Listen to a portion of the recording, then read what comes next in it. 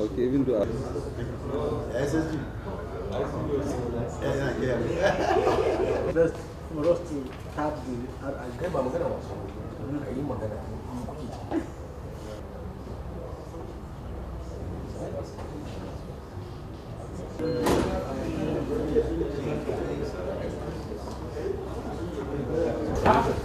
thanks for bringing this up.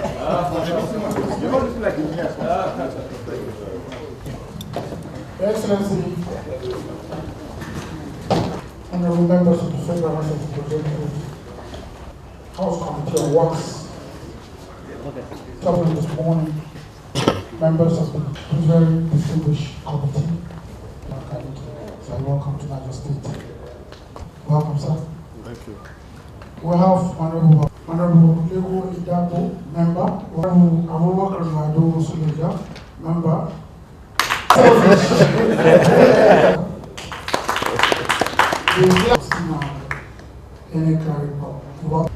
Excellency, been in Niger since we came in yesterday. We are currently on a tour of the North Central states. Highlighted by the protocol officer, it is to fulfill the responsibilities of our assignment as legislators beyond making laws and particularly beyond appropriating budgetary funds. We have the responsibility of oversighting the MDAs to make sure that funds that have been appropriated are utilized accordingly.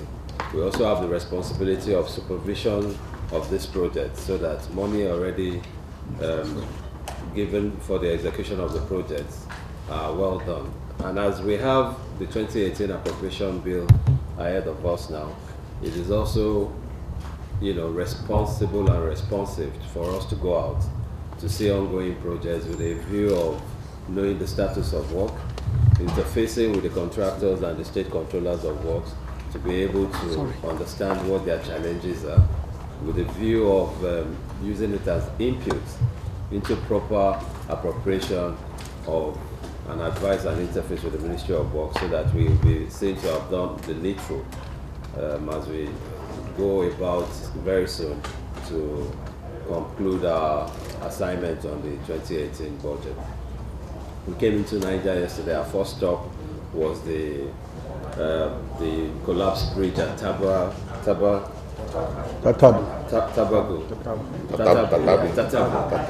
Yes, Tatabu is on the Jeba-Tejina Road. Yes. And we recall that it was an emergency situation when it happened. This particular location and strategic location of Niger State as the core central state that links the north and the south. I'm sure that was what elicited the urgent response to intervene in that bridge at Tatabu. And I want to tell Your Excellency that we were very impressed with the pace of work. We're quite happy with the response time of the acting president at that time, and the contractors have taken the challenge, and there's very considerable progress on this very important bridge. And they gave a commitment that by the time we come back in March next year, they will have at least launched one of the several bridges, and it will not be a source of problem again. We also interfaced with the other bridge in Bokani, with the contractors of the other bridge in Bokani. We also understand that this bridge is very important to service the agrarian areas in the Niger state, because we know that Niger is essentially an agrarian state. And we also interfaced with the contractors to speed up the work. We interfaced this morning before we came to the government house with the Agai Kacha Baro Road.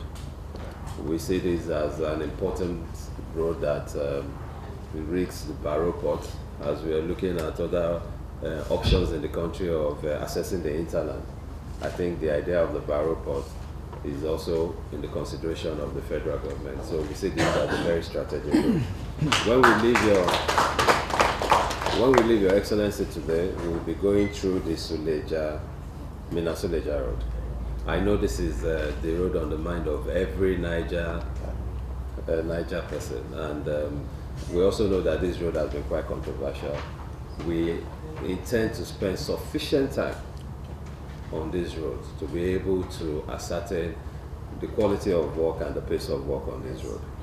As a keen observer of events that have happened in the past, if this road was in good order, when we needed an alternative to the Abuja airport closure, naturally, the Mina will have been the first choice, because I know that the Mina airport is of international standard. Oh, you're very loved around here. It's of international standard, and definitely it will have been the first option. So I think this road is very strategic, not just for Niger people, even for everybody, every Nigerian. It's a very important road. So we're going to pay very close attention to it. Your Excellency, we have also interfaced with your people, and part of why this is a joint committee with the Committee on Finance, what we did in other states is that we found out that states, because when there are issues with roads, we know it's a national challenge. When there are issues with roads, the people do not want to know whether it's a federal or a state road. They put pressure on the chief executives to just give them good roads.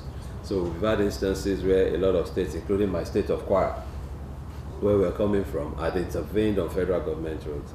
Some time back, we invited states to come and give us documentation on claims, because we're working on them right now. We interfaced with the permanent secretary yesterday, and we encouraged them to hasten the process of trying to facilitate requests for claims by Niger State on federal roads where they might have intervened, because we believe that this was done in the good interest of all, and we also believe that the federal government should facilitate reform so that these states can reinvest these monies in other developmental areas. Your Excellency, I hope this summarizes as a brief, or suffices as a brief of what has put us on the road. We want to say that we're happy being here, and as we continue our work, we want to wish the people of Niger and Your Excellency all the best. Thank you. I thought you will forget some or skip some, but you touched everything. I'm not even going to add anything, because I think you have, okay, you left out one. The style of the House of Reps is different from the other house. Yeah, unique. Unique. So we don't even have to waste time, because you have already said what I was going to say. You've touched everything, the Tata book. I thought you were going to forget Bokani, but you later touched Bokani. Now, if you were spending a lot of money, if you go to Bida, as we're fixing, trailers are breaking. One other thing I will add later on in our conversation, I'll come to it. Because the entire trucks going north from south pass through here. They come to Bida, Mina, Suleja. So as we're fixing, they're breaking. In fact, sometimes I stand, and when a truck is passing, you see as the truck passes, the road just breaks. Why? Wait. I mentioned it in the National Economic Council. Back in the days, our roads are designed for 30 tons, which means 33,000 liters of fuel, petrol. Now our trucks are carrying 70,000, 80, some now 90, some 50, some 60. Even if government spends money to fix roads, they won't last. Roads that can carry that such weight are those roads you see in the US, those concrete roads. But we don't have money to do those concrete roads. So I think as a policy, we must, it used to happen, we used to have weight bridges in Nigeria. Those of us that are old enough to know, we used to have weight bridges, and our roads lasted a very long time.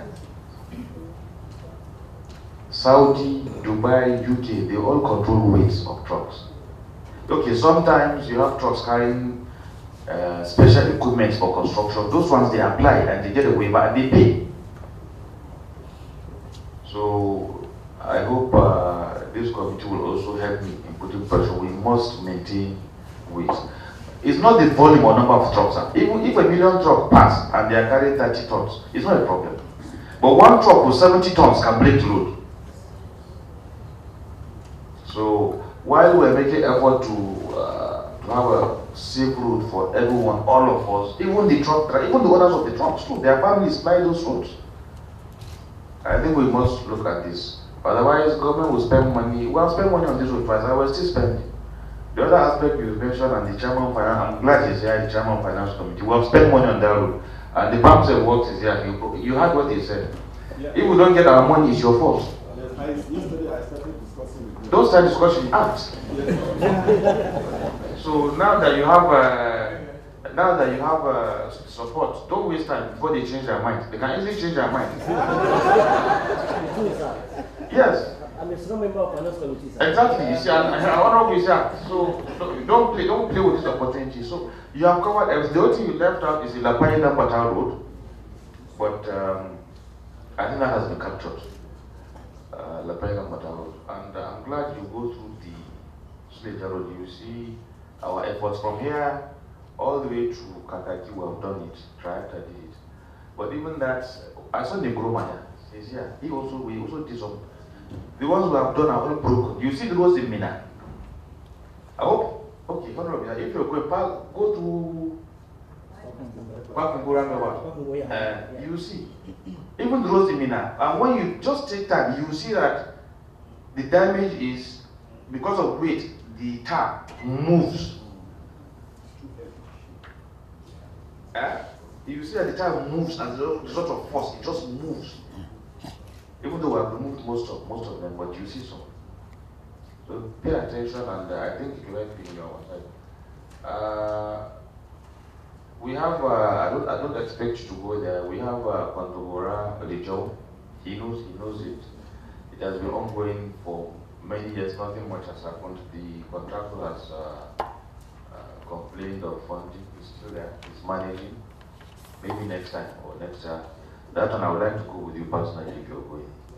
Yes, Kwantogora Lejo.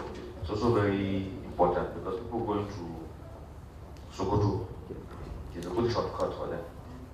And so many other roads. But I think you have touched everything. So let me thank you on behalf of Niger Lights for these comments, and we'll be very happy to work with you, to partner with you to see that we provide safe roads. And like you said, a lot of people traveling with small cars, even to Lagos and other places, they pass through this road. It's shorter. So I hope that God will give you the strength to see that this is done properly. So thank you very much for coming. I will see. Okay.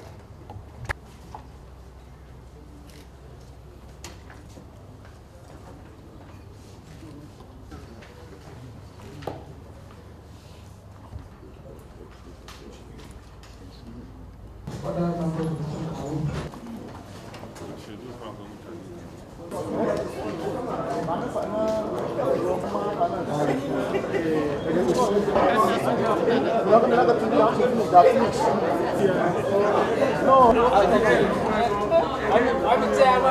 are with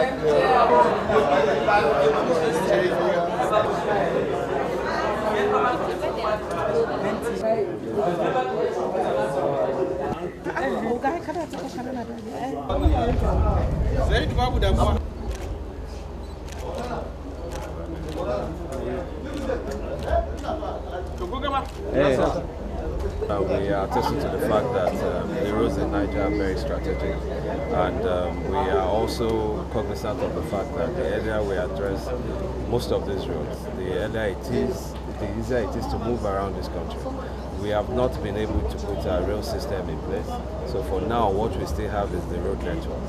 So we need to quickly intervene to make sure that the bridges in Tatabu, the Bokani Bridge, and the Niger, the Minasoleja Road are quickly in good order. This will be not just in the interest of Niger Lights, to be in the interest of Nigeria and the Nigerian economy. So we'll make sure that we do all that is needful to support the ongoing projects at this site. We'll make sure that we bring the attention of the Federal Ministry of Works to some of these roads. And we're also happy that the Niger State government is already intervening on some federal roads to at least make sure that the populace in Niger are benefiting from good governance and good infrastructure.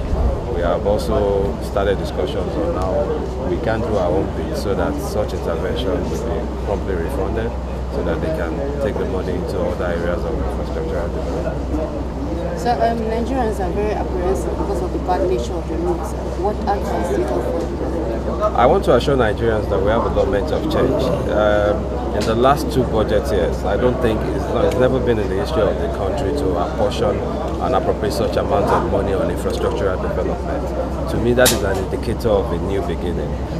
We must not forget the fact that the infrastructural deficit that we currently suffer did not start with this government. It started from negligence of way back. But the issue is the government has taken a bold step to address the infrastructural deficit, hence all these problems. I can recall that the Tatabu Bridge has been a problem as far back as over a decade ago. Now we have a situation where we are addressing it, not palliatively, but a new design and a new construction. So I want to assure Nigerians that we should be hopeful that the consistent focus on infrastructural development would have the necessary benefit of applying good roads in this country. Thank you, sir. Aware that at federal level we're also having challenges of funding.